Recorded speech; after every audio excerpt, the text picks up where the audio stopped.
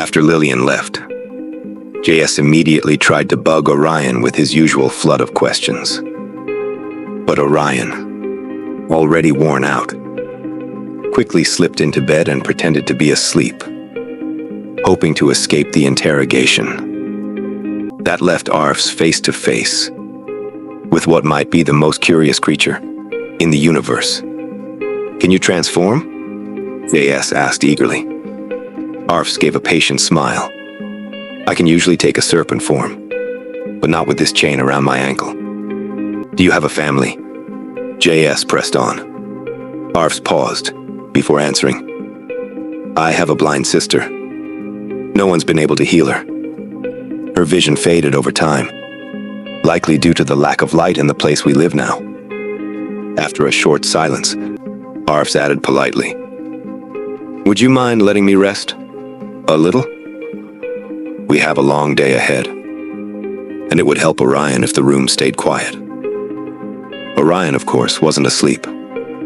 He lay still under the covers, unable to drift off with the lights on. But he dared not move. If JS sensed he was awake, the questions would never end. JS eventually pushed 2 chairs together, and Arfs handed him an extra pillow, helping him craft a makeshift bed. The light, however, remained on, and Orion waited, hoping one of the others would turn it off. No such luck. Resigned, Orion slipped from his bed and began quietly searching the room for a light switch. Nothing. The room appeared to glow on its own. JS joined him, both searching aimlessly, growing more baffled by the second.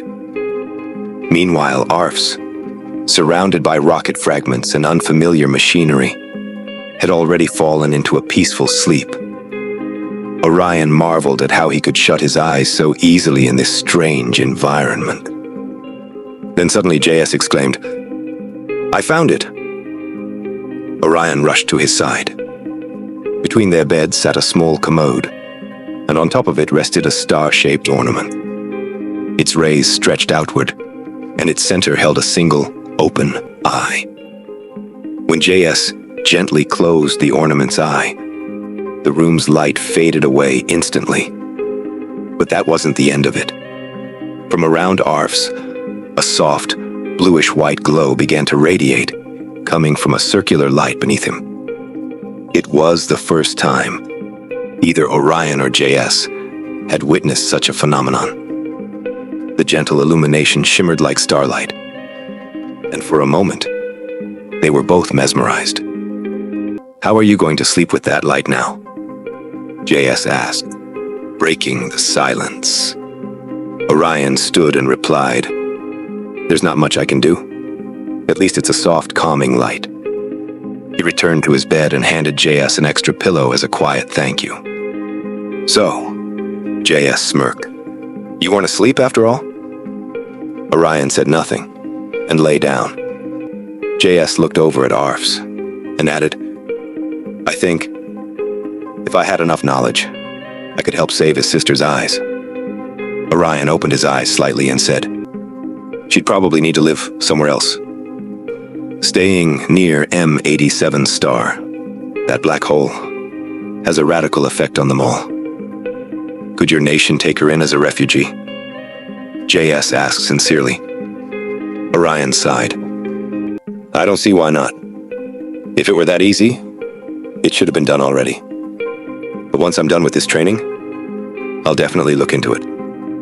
"Me too," JS said, his tone unusually grounded. "I'd offer everything I know to help." That night, as Orion laid his head on the pillow, he fell into one of the most restful sleeps he'd ever had. No dreams, no nightmares, just silence and peace.